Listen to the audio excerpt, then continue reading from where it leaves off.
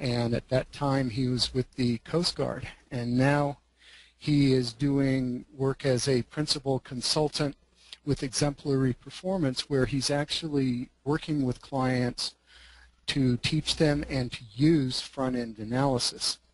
As we have been addressing front-end analysis as part of the Foundations course, I thought it would be a great opportunity to talk with someone who does this on a regular basis.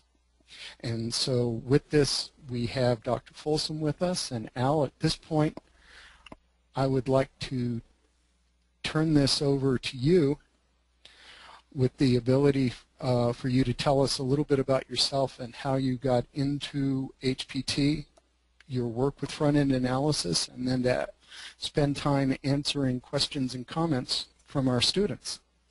While I was an instructor at Officer Candidate School, I was sent to a workshop called Job Aids Workshop by Joe Harless, and that probably was an aha moment for me, because I realized that armed with a job aid, I could do things that without error, with relative ease, that someone who had lots of experience might still make mistakes and still not get it right, particularly if that job or task was something that wasn't done,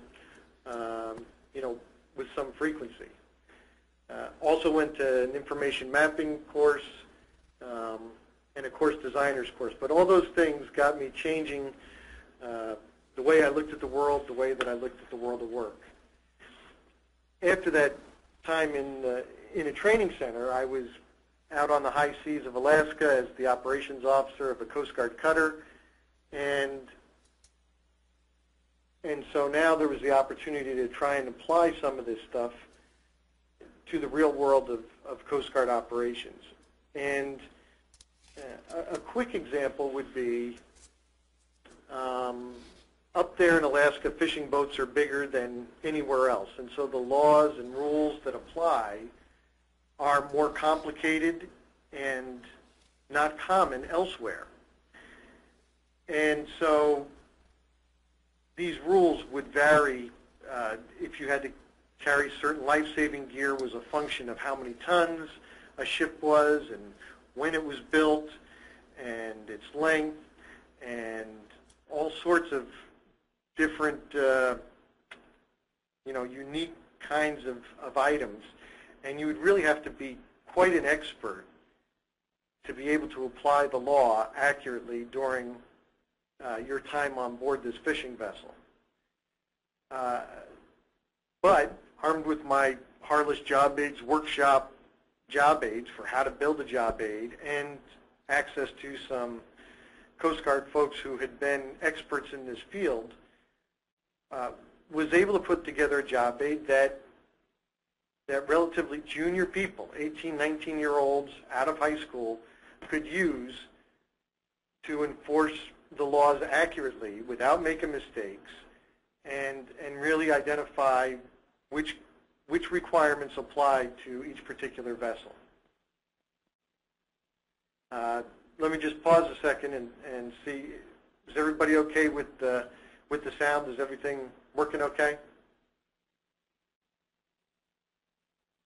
Working great. All right. Well,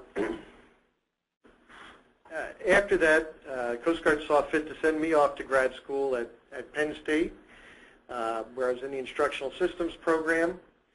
And following that, went to Yorktown, Virginia, where I was part of a team that would design and be the beginnings of the Coast Guard's Performance Technology Center.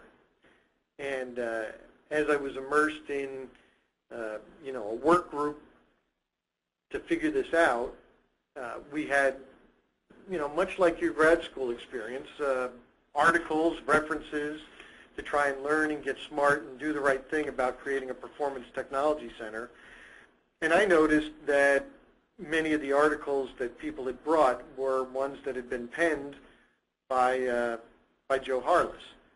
And so my reaction was, if we're really concerned about doing this right, and it seems that this group is looking to references by Joe Harless, why don't we call him and ask for some help? And as a result, that's when I got to know him, and his first comment to me was, well, I just retired 2 months ago, and this was in 1995. But still, nonetheless, said that as on a collegial basis, he'd be glad to help us figure out some of this. Now, the next bullet there, selected FEA to unify a Coast Guard approach, was kind of an independent decision. It wasn't Joe Harless who said, hey, you ought to use FEA. It was that as we were creating this Performance Technology Center in Yorktown and looked around the Coast Guard at other training centers, we had a program in the Coast Guard where we would send people to graduate school for a year and a half at that point to earn a master's degree. And so we were using San Diego State and Penn State and Indiana and Florida State and Old Dominion and several others from time to time. This is back then. Now I know it may even have some folks in the Coast Guard who are in this class, or I know we have folks involved in Boise State that are currently in the Coast Guard. But anyway, each one would kind of bring their own flavor from the school that they graduated from as to how they would approach doing the upfront analysis of a performance technology approach to things. So Florida State, heavily influenced by Roger Kaufman, or San Diego State with Allison Rossett there. And so my goal wasn't to bring in the Penn State view. It was, well, is there something that exists that is well documented that we can use everywhere and know that everybody's, reading from the same sheet of music and is supported with job aids so that we can have consistent results of our analysis projects. And so for that reason, we went with FEA at our Coast Guard Performance Technology Center. And subsequently, as years went by, I was in our Petaluma Training Center and retired in 2008 as the Chief of Coast Guard Training and Workforce Performance. And in our numbers of grad students, I'm happy to say, we've increased over those years. From the time when I went, we were sending 1, 2, or 3 people a year, and I think currently the Coast Guard's up to about 7 per year and has been for a number of years now.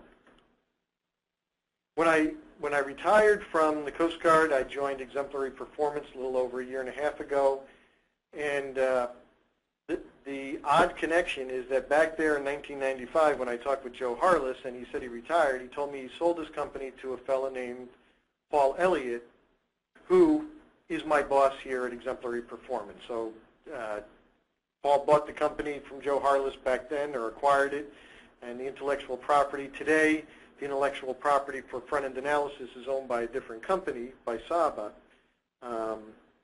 which is an LMS company, and they kind of handle the FEA material as a publisher. But really, it's the central approach that we still take today at Exemplary Performance. As I start to move on, I'll also offer, and I guess Ron will probably monitor this, but I'm open to questions. If people have questions as we roll along, you can save them till the end, or throw them up as they come to you. So what I wanted to say about the key differentiators, that is, key differentiators about front-end analysis, it's that it's an accomplishment-based approach. And we'll talk a little bit about what accomplishment means. And I think you may have reviewed some of this in your study this week about FEAs, and I know you've looked at the article about the 13 questions that Dr. Harless wrote about. But a central theme of it is that people should be producing accomplishments or major outputs in their work, and the accomplishment has some value, and it has value to the organization. And so as we look at a job to figure out what goes into it or what should go into it or what kind of support do people need, we want to make sure we're supporting them doing the things that matter for that organization, the things that have value. We look at it as a system approach, but we look at it with people at the center. Certainly there's approaches that look at process improvement. There's approaches that look at how can we improve equipment. But we view that central in organizations, it's people that operate those processes or use equipment or use tools to accomplish things of value to the organization. The other piece here is about alignment. And as I look through the 13 questions from the Harless article, certainly the first 7 questions, the last 2 questions, and parts of 8 through 12 are all about the alignment phase of front-end analysis. And so I think that differentiates it from many other approaches. There are certainly companies that exist that you could call and say, hey, we need training, and that's what they do. They provide training. And so that would be the approach, is to provide what's asked for. Certainly in those 13 questions, as they are part of the alignment phase of FEA, we ask, well, what's the organizational goal that this is connected to? What are the outputs that people produce that contribute to that organizational goal or initiative? So when you get to the last piece of a project to say, well, did it work? Did it solve the problem? Did it have value? Are the recommended interventions cost effective? Well, it can be measured against those initial goals that you set out. If you don't try to calculate return on investment or Kirkpatrick level 4 kinds of things until you're done with the project, then no matter how good you do, there's a bit of belief that you're asking the client to make. If you establish those metrics up front before you even get started, and then at the end of the project can show that those metrics have been met or exceeded, then I think it gives a lot greater credibility to your effort. So this is kind of the process of the peak performance system, or ABCD, different time periods. Joe Harless called this different things, but this is kind of the overview nonetheless, which is that FEA starts with this alignment phase. And during alignment, there's, I already mentioned many of the questions in those 13 are addressed to the client organization. And the decision is made about which path you go down, new performance planning FEA or diagnostic FEA. And that's, again, job aided in the materials to support those kinds of decisions. If it's for new people who haven't been on, haven't had this job before, or if the work is new, those are indicators you're going to be going down the new performance planning path. If it's people on the job, they've existed on the job, but there's certain problem areas, the outputs are not to standard, those kinds of indicators would say we're going to go down the diagnostic leg of this diagram. In the end, you need to plan interventions according to your findings, and those categories are across the bottom: selection, skills, knowledge, information, environment, or motivation. Just a quote here that even Thomas Edison thought about, that work should be producing accomplishments. Let me skip on that. This next slide, reading from left to right up at the top, for someone on the job, we want to provide the required support so that they can do things on the job that result in outputs or accomplishments, and that those accomplishments add to the business goals of the organization. And so the examples that we'd see. We see support when we teach a course, provide training, give people feedback, provide that supportive environment. Those are the things that we, enable people to exhibit some behavior, to do things, to sell products, to make decisions. Sometimes, not sometimes, it's a fair assessment of Joe Harless to say he's a behaviorist. That's not to say that some of the cognitive processes of decision making are not captured in the way he goes about analyzing performance. Certainly, there's covert behaviors is how he terms them. So when we make decisions in our head, when we think about something and make a discrimination or we make a generalization, those kinds of cognitive activities are still things that we would capture during an FEA. So when we do those things, when we exhibit those behaviors, or covert behaviors, they should lead to outputs, revenues, or plans, or delighted customers. And those outputs are supposed to have value to the organization. The idea here is that when we go about doing an FEA, we're going to analyze from the right to the left. We're going to start with the organizational goals and work backwards. That's not different than task analysis, or Gagne's approach to task analysis of working backwards. But what we're saying is our starting point for working backwards are those organizational goals, and that there's this other level called accomplishments that we're going to identify as well. The other thing to note is that those left two columns of influences and behavior, those are things that have cost. So training costs money. Creating new tools for people to use on their computer costs money. Paying people salaries and bonuses costs money to the organization. We do that because we expect that there will be value that will be derived from those things on the left.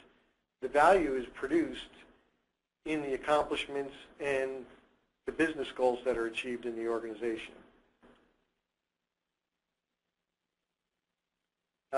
One other way to look at this are these three ovals, or one circle and two ovals. If we started on the right-hand side here with knowledge and said, okay, what knowledge should be included in a course? What are the things people should know in a course about fill in the blank, or subject matter based? What we find is that the stuff that ends up in that basket is a whole lot more than what's essential for producing the behavior that's required to produce the valuable outputs. So when we start with the outputs defined first, we can be more efficient and leaner about identifying what are the critical behaviors and knowledge that's required. So the next question is, so how do we identify what those outputs are? How do we identify the performance that's required?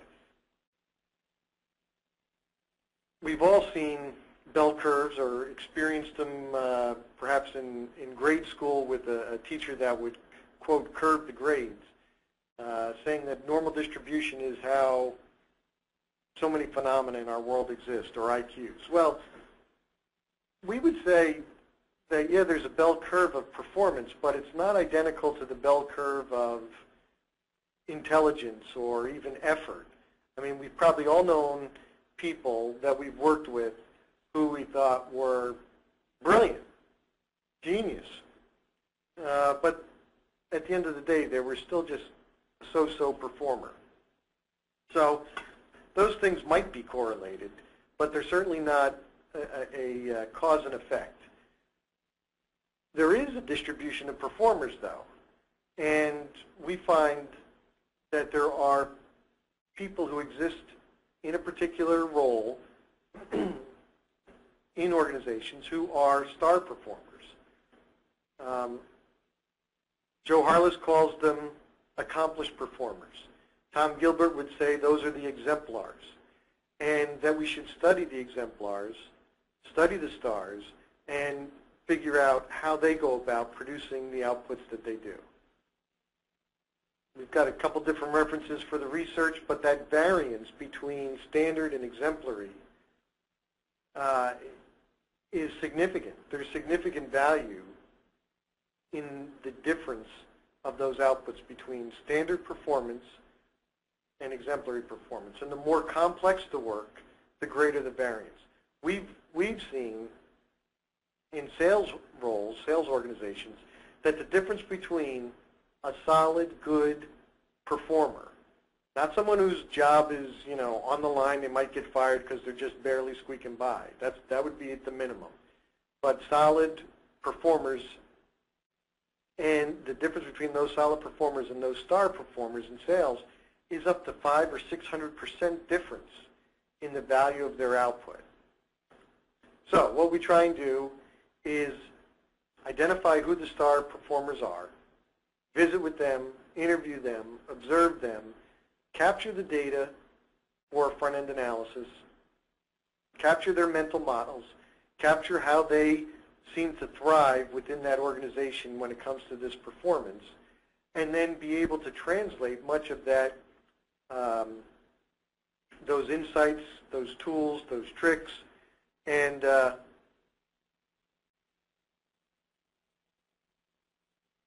I'm seeing a no. Can you hear me okay? Steve? I can hear you. This is Ron. Okay. All right. So when we translate those tips and tricks and tools and mental models, the average performers can become much more like star performers. And that shift in the bell curve is what is really return on investment, because we're talking about the same performers. We're not adding additional workforce or anything. Let me skip along since time is moving and we got a little bit of a late start. But one of the other things that Steve asked me to do was to share some of my recent projects. And so I've got a couple of Coast Guard FEA projects and also another one from the private sector that I'd like to talk about. So this first one's a Coast Guard example, contingency staffing. Contingencies, think about contingencies as events like an oil spill or like a hurricane or, for instance, Hurricane Katrina, where you need extra people with certain skill sets to support an operation on a temporary basis. So the contingency staffing coordinator or manager was the role that we were studying, and we found that there were 3 major accomplishments that they produced in the midst of one of these contingencies. So I have those listed there. They produce a valid requirement from an authorized requester. They produce a message that has information about the people they're looking for and about dates, when they need to be there. And finally, the third thing they produce is the right person with the right skill sets to fill the need. So those are the major accomplishments. Well, if I take that bottom one, the right person with orders to fill the need, that major accomplishment, well, it has a number of tasks that a person in this job has to do to produce that outcome. And so those tasks are listed on the right-hand side. They need to develop a list, they prioritize the list, they communicate decisions, and each of those tasks, we would collect data about how do you know when it's done right? What are the tools that you use? Who do you interact with? How often do you do this? How critical is this to the overall success of the job? Is speed a factor? Does that play a role? And so that kind of task data gets used for making other decisions about whether training is appropriate, training in the idea of training it to someone's memory so that they can recall it at the moment of need, or whether we should develop a job aid. The other thing is that we would take each of those tasks. If we were going to go down the training development path, we would take those tasks and break those down further into steps. And so taking that first one of developing a candidate list, these are the steps, or the steps in their flow chart, because there's, I mentioned the idea of covert behaviors, of decisions that someone in this job would make to produce that outcome of a qualified list of candidates.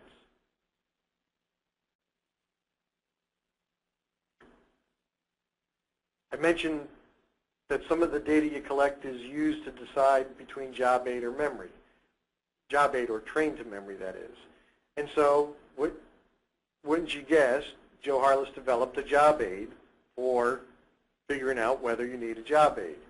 So you follow this, and just to briefly go down it, if a job aid is not required by regulation, are one of these things here coming down, answering no. One or more of these for not job aiding, too slow, physical barriers, social barriers. So too slow, meaning the pilot flying the plane needs to know where the switches are to turn off fuel when there's a fire.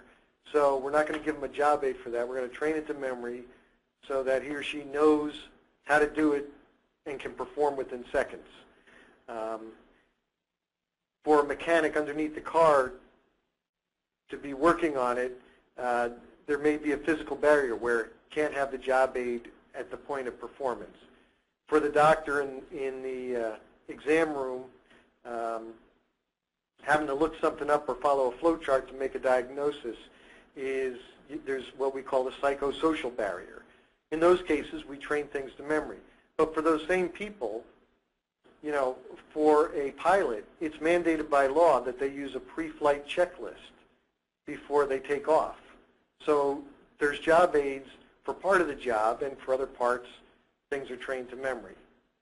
Psychosocial barriers can be overcome. The doctor says, oh, let me step out of the room a minute. I need to check something. Well, where do you think he's going? He's going to look something up in the physician's desktop reference or somewhere else to confirm his or her suspicions. Okay, different project. This one's from the private sector. This is a general manager of a business unit. In this business unit, I would tell you this is kind of a real-time project. Down the left-hand side, these are the major accomplishments. We would say if the general manager can produce these outputs down the left-hand side, the profit and loss statement for the business unit, the strategic and tactical plans, a culture of innovation, a highly productive workforce, and succession plans, then we would say that general manager is accomplished. And so we would visit, the way that we produce this list is by visiting the star performers in this organization. And I would say, as an example, each of these general managers in this company is responsible for $500 million in revenue each year. So that's that top line of profit and loss statement. When you look at the criteria down the right-hand side, it may occur to you, well, it looks like employee satisfaction, culture of innovation. Hey, they need a class on how to be a good leader. Well, one of the outcomes of an FEA is to say, well, we've gone to the best leaders in this context, and we found out that some of the things that they do to exhibit that good leadership, they'll look at the MBOs, which is part of the performance appraisal process for all the direct reports, and make sure that there's none that are misaligned, so that senior leaders in this organization, are not working against each other in their day-to-day work. Succession plans that go not just to the immediate direct reports, but one or more levels below that. So, again, this is just a cursory review of it. Lastly, this is another example from the Coast Guard on ships. There's there are folks that are called independent duty corpsmen. They're the medical people. But in the Coast Guard, small as it is, there's usually not a physician on a Coast Guard cutter, and there's usually only one of these medics or corpsmen assigned to a ship.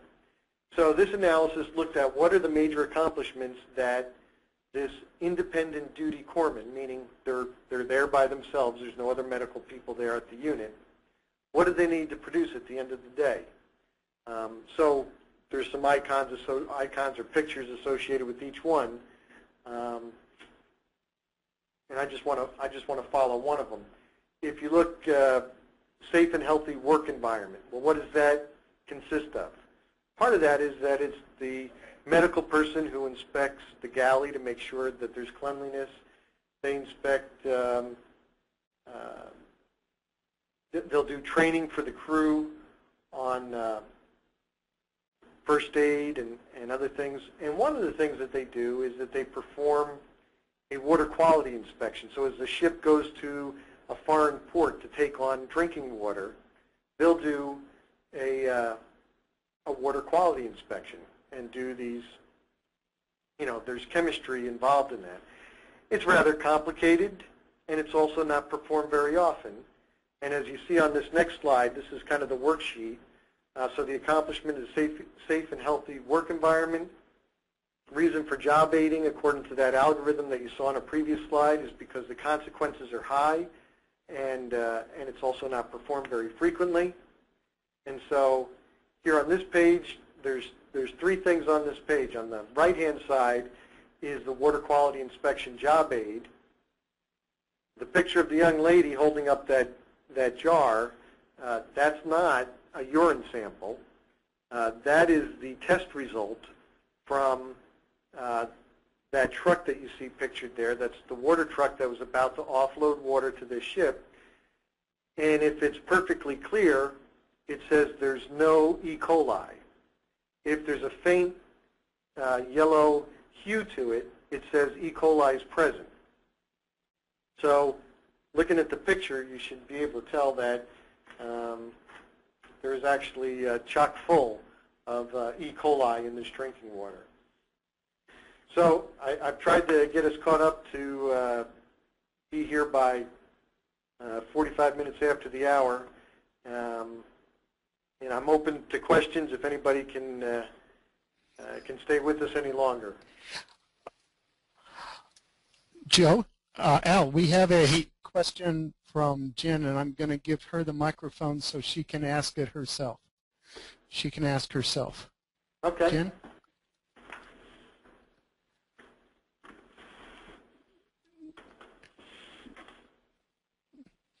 Jen, you have the mic.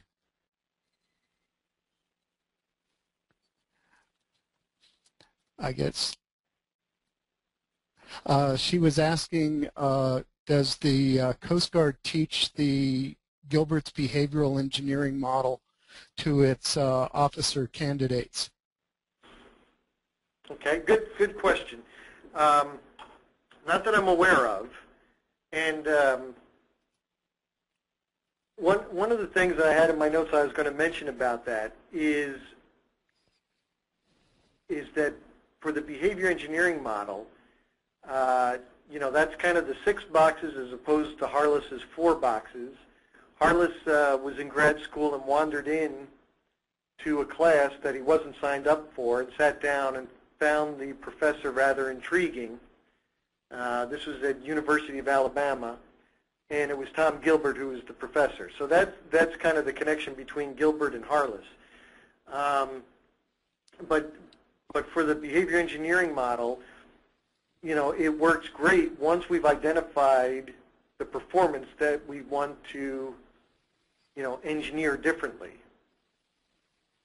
So I would say that identifying the major accomplishments first, and then being able to use the behavior engineering model to figure out what needs to be done differently or what influences need to be changed is a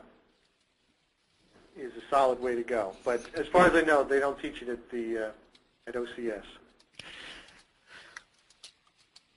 A lot of the work that you've described using the front and analysis technique is really interesting.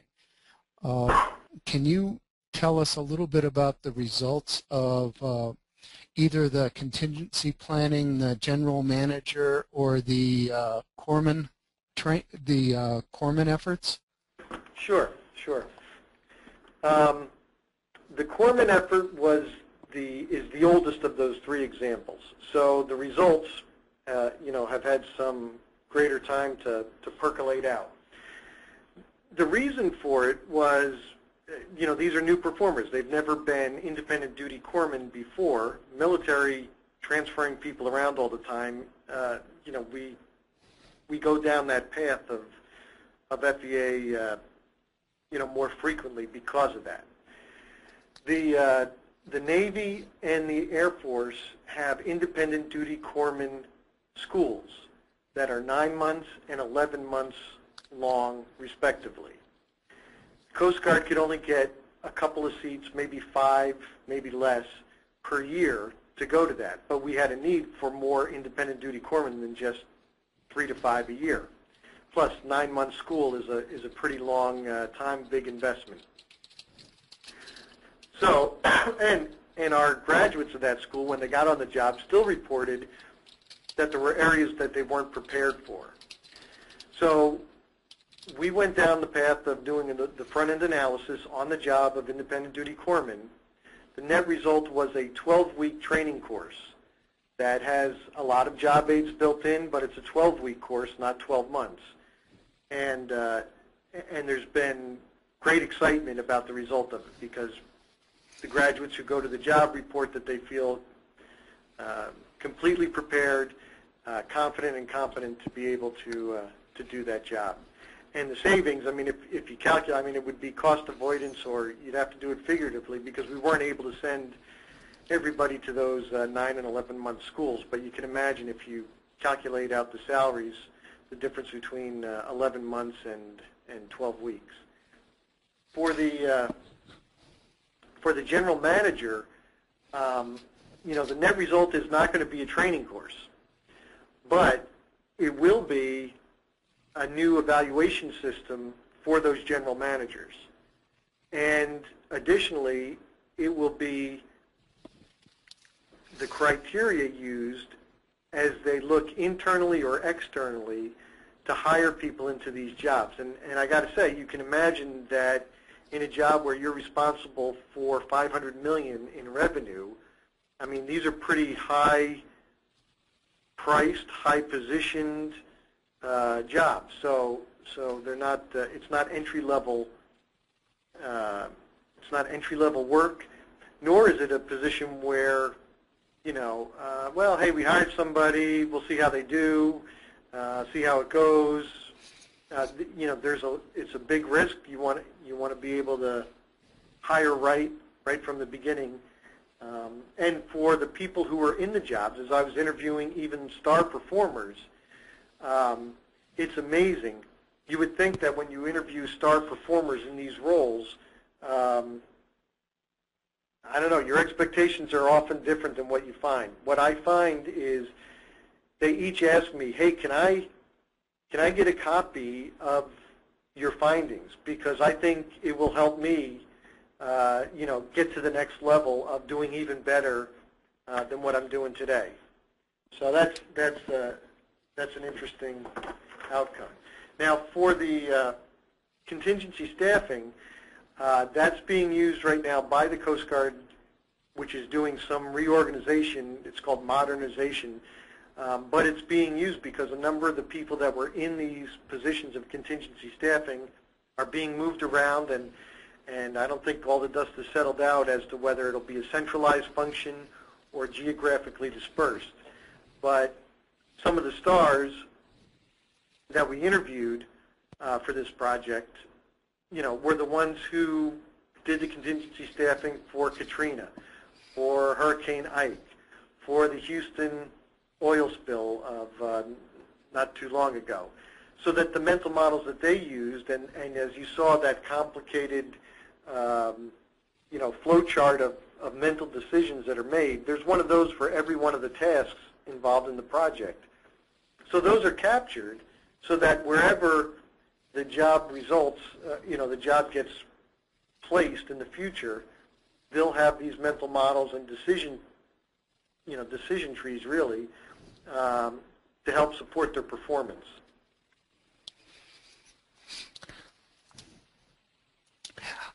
Joe Stephanie Schultz asked, easily a front-end analysis could take months before it's worked out. What advice can you give us in the corporate workplace to convince management that it's worth it?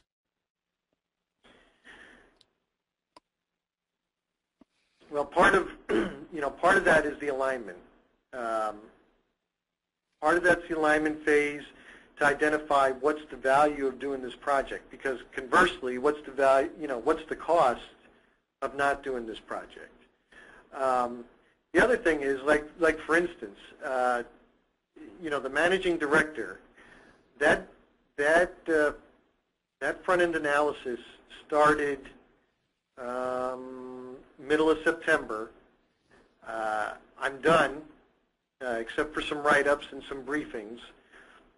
And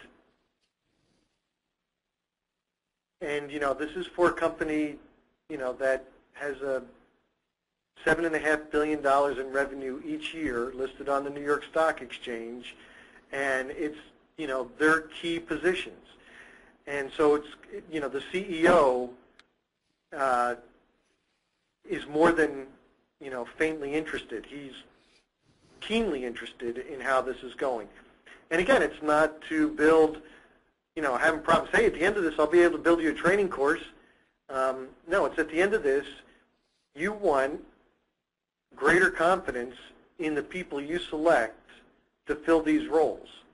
And you want better performance out of the majority of the people who are in these roles today. So, so that's the selling point of this approach. I got to tell you that outside of HR in the corporate world, trying to sell that, hey, we'll do this analysis that'll lead to better training, I don't think that sells. I don't think there's interest. There's not interest at the C-suite level or at the senior vice president level about those kinds of things. They don't see that really impacting, the profit and loss statement of the business or really having big leverage. When we talk about outputs from roles that are connected to things that the organization values and being able to improve those things, then I think you get their attention, and they're more than willing to invest a couple months to do a project.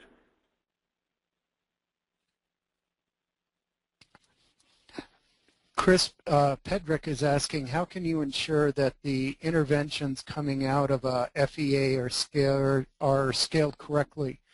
Some interventions may cost more than the appreciated level of effort.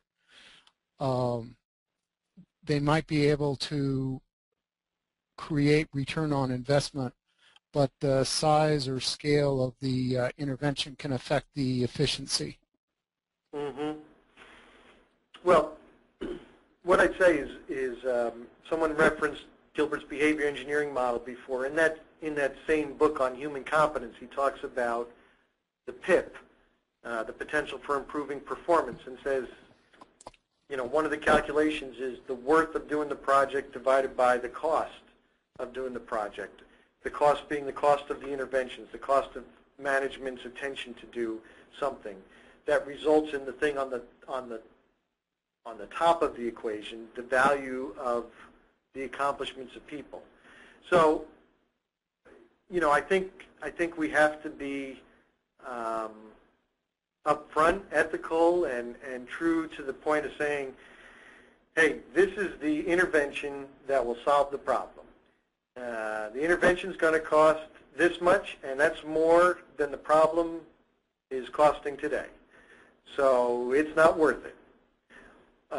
On the other hand, if during alignment you identify the true cost of the problem or the true opportunity that we can reach by, through improving people's performance in these roles, then that justifies the expenditure for those interventions.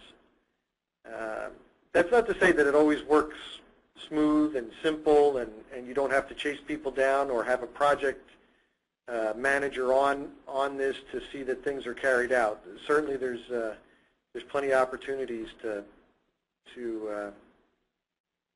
stay on top of things. I don't know. Was that responsive? I was with you. Okay. I wanted to ask one additional question on my side. One of the problems that performance improvement practitioners routinely encounter is a client who comes up and initiates any work with us in terms of asking for some training. How do you or how have you turned those well-meaning but ill-informed requests for training into something that's going to actually do right by the client in terms of really understanding what the performance needs are so you can close a performance gap? Good question. My easy answer to that is I follow Joe Harless's job aid for alignment. And I say that a little cheeky, but there's truth to it. His response is, we say, we can help you with that situation. Tell me more. So the person who says, hey, I need a training class for such and such, and it's well-intentioned, well-meaning, and maybe even, maybe even righteous. I mean, that might be the right thing to close the performance gap. We will avoid promising, yes, we can do that training for you. Yes, we can design that training. We say, we can help you with that situation. Tell me more about it. What is it that people are not producing?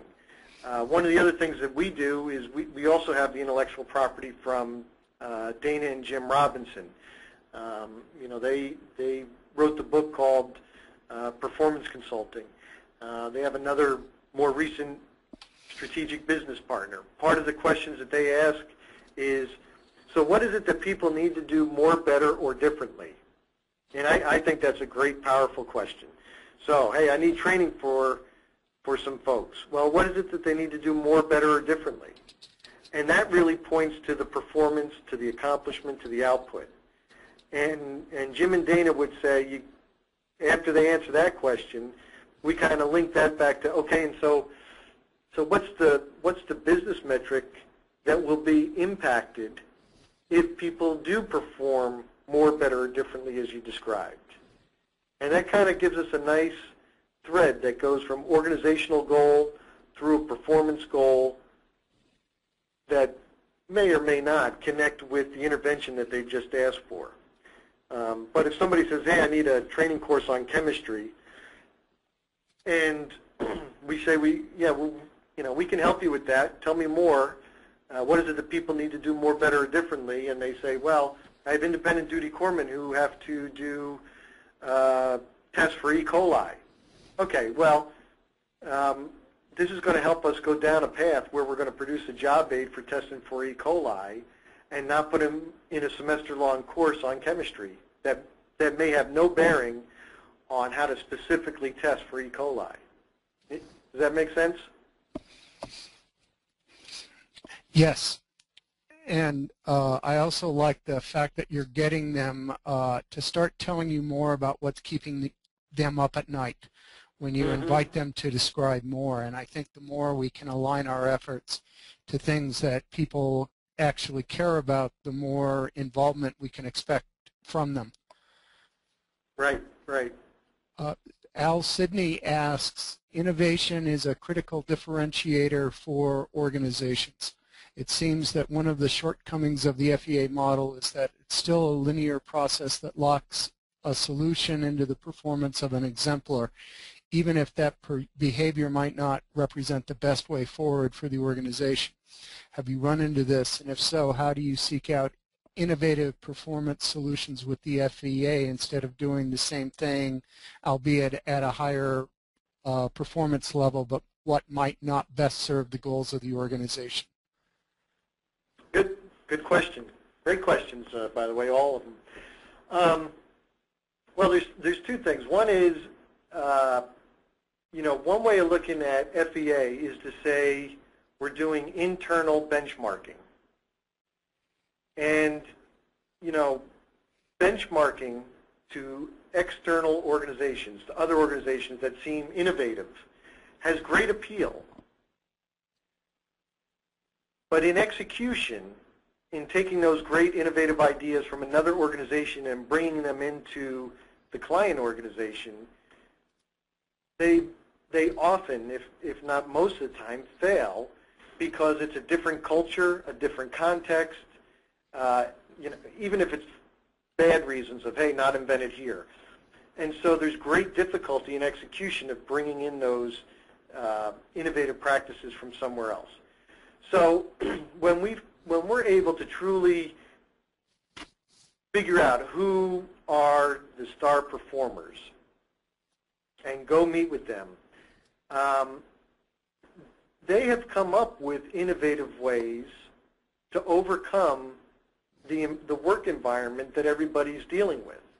So almost by definition, we end up finding people who are truly innovative because somehow they've been able to figure out how to skin the cat when most other folks are not able to. So that's one piece. But the other is that just because that's the innovative approach today, that doesn't mean that that's where we need to be tomorrow. So a lot of times what we'll do is go back to stakeholders, and for instance, in my example about the general manager, we find what are the best practices for general managers today, what's the best approaches of their best people, and then share that in some working sessions with top leadership to say, how does this fit with where the company's going? How does this fit with your strategic plan over the next 3 to 5 years, or even just this coming year? Do these things fit, or do we need to add or adjust these profiles, according to that? Right, and when we did that, we also asked, what if everyone in the organization did it more like this person? Would that meet your needs or not? Mm-hmm. Mm-hmm. We once found that they didn't want everyone doing a particular examination of a securities firm like Larry in L.A., even though Larry was really good. Right, right. We can only tolerate 1 or 2 star performers. We have one additional question from Stephanie asking, when you conduct an FEA and provide a formal recommendation, how long do you track the results? 6 months, a year, something else? Well, that's an interesting question.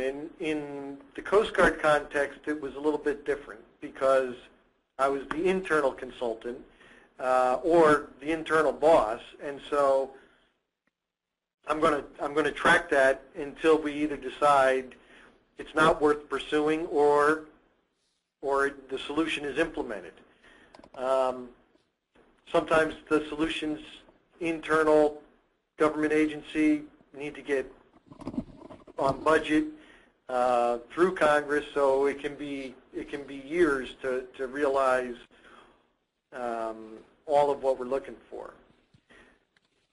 As the external client, the trite answer is I track it as long as the client wants me to. And I say that there's some degree of sincerity there. Our company doesn't do training, design, and development, so the client, some organizations may have that as an internal capability. We have our own training and development department, they say.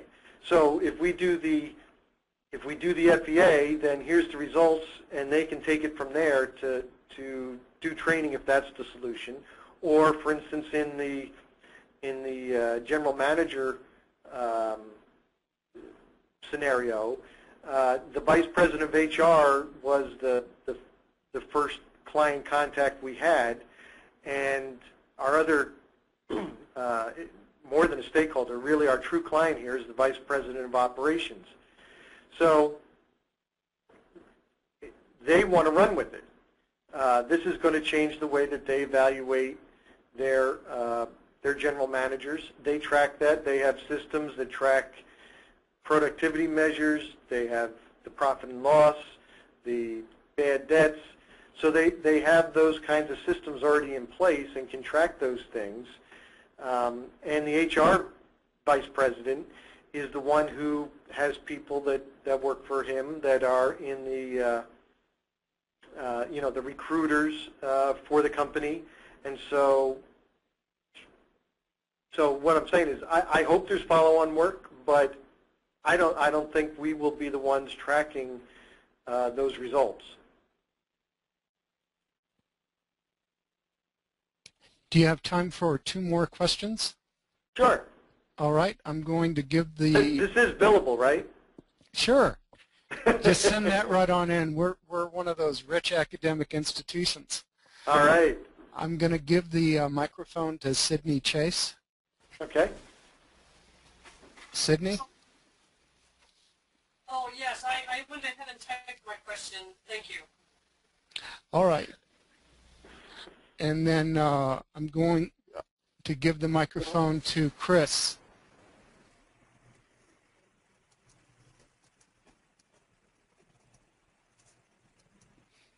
Chris, do you have a question for Al?